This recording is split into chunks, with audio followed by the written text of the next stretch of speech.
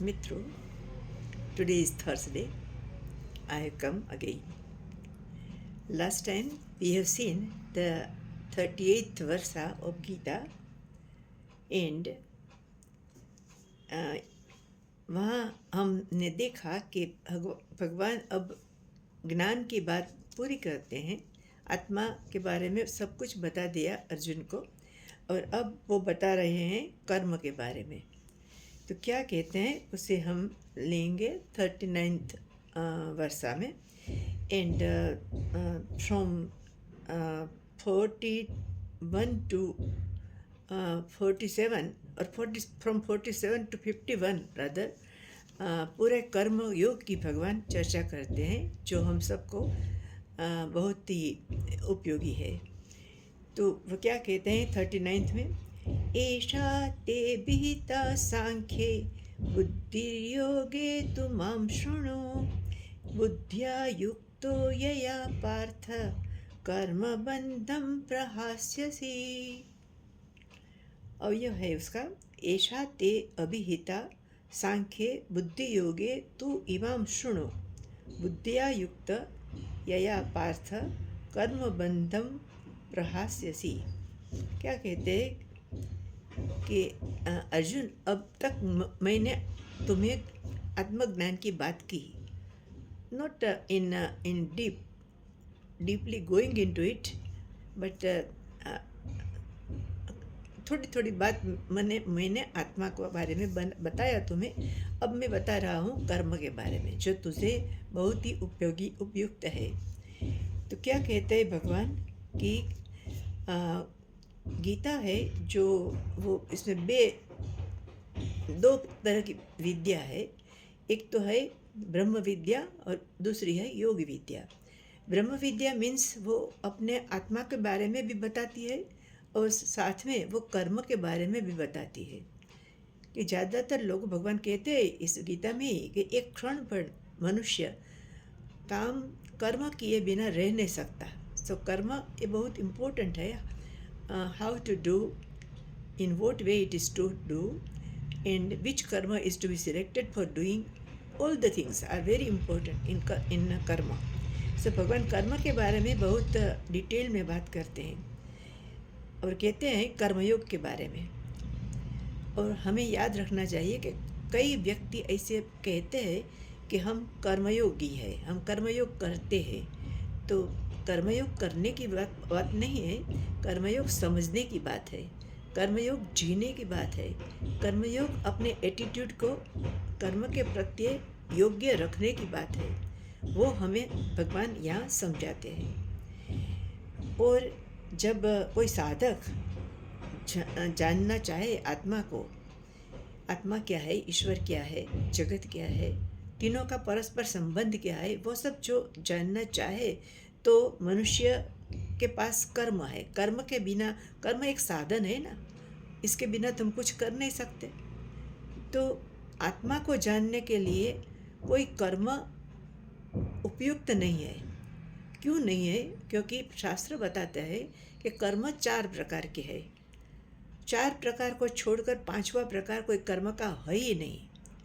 वो 4 प्रकार क्या है? एक तो है उत्पाद्यम, कोई वस्तु को आप उत्पादन करो, उत्पन्न करो। एंड फैक्ट्री में हो या फार्म में हो, खेत में हो, हम कोई भी वस्तु उत्पन्न करते हैं एक में से दूसरी, तब वो बनते हैं उत्पाद्य। दूसरा है आप्यम, उत्पाद्य जो वस्तु हम करते हैं उसको उसके उपभोक्ता के पास उसको पहुंचाने हैं, उसको यूज़ करने वाले ग्राहकों के पास उसे पहुंचाना है, एक प्लेस से दूसरी प्लेस तक मार्केट में। वो है सब आप्यम, उत्पाद्यम एंड आप्यम। एंड तीसरा है विकार्यम। It means that when we कुछ परिवर्तन करते हैं, सपोज दैट रॉ मटेरियल में से हम रेडीमेड प्रोडक्ट बनाते हैं, एक छोर से हम काचा माल रॉ मटेरियल डालते हैं और दूसरे छोर से निकालते हैं एज ए रेडीमेड प्रोडक्ट, उसे कहते हैं विकार्यम। दूध में से दही बनाते हैं, दही में से मक्खन बनाते हैं तो उसे भी हम कहते हैं ये है विकार्यम। एंड फोर्थ है, ये है संस्कार्यम, शुद्धिकरण। कोई वस्तु को शुद्ध करना है। सपोज दैट हम कपड़े हमारे मैले हो जाते हैं तो हम उसको साफ़ करते हैं साबुन से, डिटर्जेंट से, और उसे रोज करना पड़ता है, शरीर को भी साफ करना पड़ता है। तो शुद्धिकरण किसी का भी करो। कोई धातु निकले धरती में से तो हमें उसको शुद्धिकरण करना पड़ता है। गोल्ड भी निकलता है, आयरन भी निकलता है, उसका शुद्धिकरण करके हम उसे उपयोग में लेते हैं, तो वो कहते हैं संस्कार्य। सो दिस इज द 4: उत्पाद्यम, आप्यम, विकार्यम एंड संस्कार्यम। नाउ इसी में से कोई भी कर्म से आत्मा को जान नहीं सकते, आत्मा को हम उत्पन्न नहीं कर सकते, वो तो है ही न है ही। इजनेस इज इट्स नेचर, अस्तित्व, इटर्नल, शाश्वत अस्तित्व, ये इसका स्वभाव है, नेचर है। तो उत्पाद्यम नहीं, वो कर्म से हम आत्मा को नहीं जान सकते। देन आप्यम, आप्यम से भी नहीं जान सकते, वो तो सर्वव्यापी है, ओल परवेजिव है। और जब ओल परवेजिव होता है तो इसके कहाँ, वहाँ से वहाँ जाना नहीं पड़ता। टेक एन एग्जाम्पल ऑफ हवा। हवा is everywhere in the atmosphere of the earth at up to the certain level it is there, and so इसे कोई जानना नहीं होता। स्पेस ले लो, अवकाश ले लो, उसे कोई जाना नहीं पड़ता, वो सर्वव्यापी है। एक स्पेस तो आकाश सर्वत्र है। तो वो ये पण नहीं है, आप्यम पण नहीं है। देन विकार्यम पण नहीं है, आत्मा को परिवर्तन नहीं होता, वो तो चेंजलेस होता है, उसको आकार नहीं है। और जिसको आकार ही नहीं, सर्वव्यापी है, उसमें चेंज कैसे होता?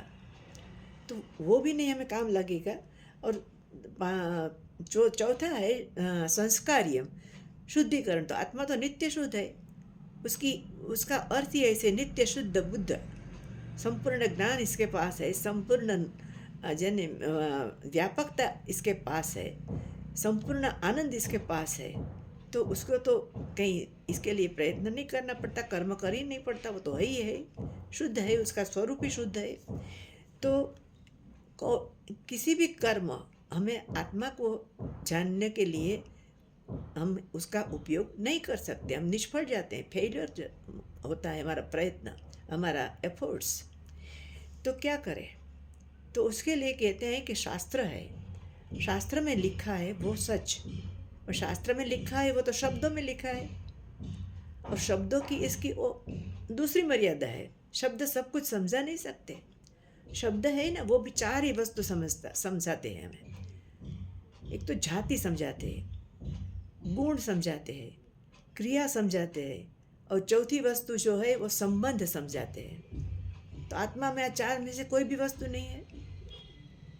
जाति नहीं है, आत्मा की कोई जाति नहीं है, आकार नहीं है, सर्वव्यापी है, उसकी जाति कैसे होगी? गुण नहीं है, जो निराकार है, जो सर्वत्र है, सर्वगता है, उसको गुण कैसे होगा? तो क्वालिटी भी नहीं है। जाति, गुण, देन क्रिया, क्रिया तो है ही नहीं। आत्मा को कहते हैं ना, अकर्ता है, कर्ता होवा उपरांत अकर्ता है। हम कहता है सब कुछ ईश्वर करते हैं, पर ईश्वर कुछ नहीं करते। ऐसे दोनों सेंटेंस सत्य है। मैं कहती हूँ और मैं, वो आत्मा है हमारे यहाँ। I it is atma. If I am atman and not body, as an atman I am doing nothing, कुछ भी नहीं करती मैं आत्मा के स्वरूप में, बट मेरा शरीर काम करता है। मेरे ये जो अवयव है, पार्ट्स है, हाथ है, पग है, ब्रेन है, माइंड है, वो सब के द्वारा मैं काम करती हूँ।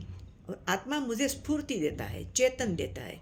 आत्मा न हो, जीवात्मा जो न हो, आत्मा नहीं पर जीवात्मा जो न हो शरीर में, तो शरीर डेड बॉडी होता है। तो ऐसे शब्द भी कुछ समझा नहीं सकते। इसलिए अब हमें योग्य टीचर चाहिए, जो शब्दों का वाच्यार्थ नहीं, डिक्शनरी अर्थ नहीं, बट लक्ष्यार्थ लेकर हमें समझा सके कि शास्त्र हमें क्या कहना चाहते हैं। जब ये कहते हैं कि तुम हैप्पीनेस हो, तुम आनंद स्वरूप हो, तो हमें तो नहीं लगता मैं आनंद स्वरूप हूँ। कभी कभी दुखी हो जाते हैं कोई बात पर, तो हम कैसे माने कि ये हम आनंद है।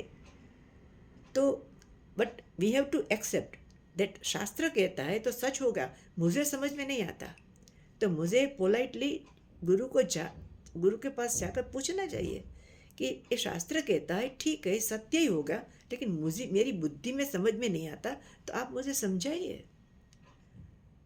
जैसे आपके हाथ में कोई फूल हो गुलाब का, और मुझे बताओ और मुझे पूछो कि ये क्या है, तो मैं कहती हूँ कि गुलाब के फूल है, तो वो कहेगा कि नहीं गुलाब के नहीं, तो कमल है। तो मैं कैसे मानूँ कि कमल है? मैं देखती हूँ कि गुलाब है। इसलिए शास्त्र जो कहते हैं ना, वो प्रमाण है। जैसे मेरी आँख प्रमाण है, इसलिए शास्त्र प्रमाण है, शास्त्र के शब्द प्रमाण है। टीचर योग्य होने चाहिए, बिकॉज टीचर ने टीचर के पास ऐसा स्किल होना चाहिए, टीचिंग स्किल, कि वो समझा सके शास्त्र जो कहना चाहता है उसी के अर्थ में बिना कोई चेंज किए हुए वो डिसाइपल के, विद्यार्थी के मन तक पहुंचा सके। वो सच्चा टीचर है शास्त्र पढ़ाने के लिए। तो इसके द्वारा हम आत्मा को जान सकते, दूसरा कोई उपाय हमारे पास नहीं है। और टीचर जो आप अंदर से आपको क्वालिफाइड करेंगे, तो टीचर अपने आप मिल जाएगा, उसको शोध करने के लिए आपको जाना नहीं पड़ेगा। तो क्या गुण होना चाहिए आपके पास? जैसे मेडिकल कॉलेज में दाखिल होने के लिए आपको 12th साइंस करना होगा और अमुक मेरिट पर आपकी होगी, then only you can get the admission there.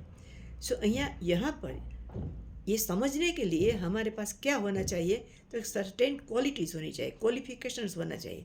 पहला क्या हो कि विवेक होना चाहिए।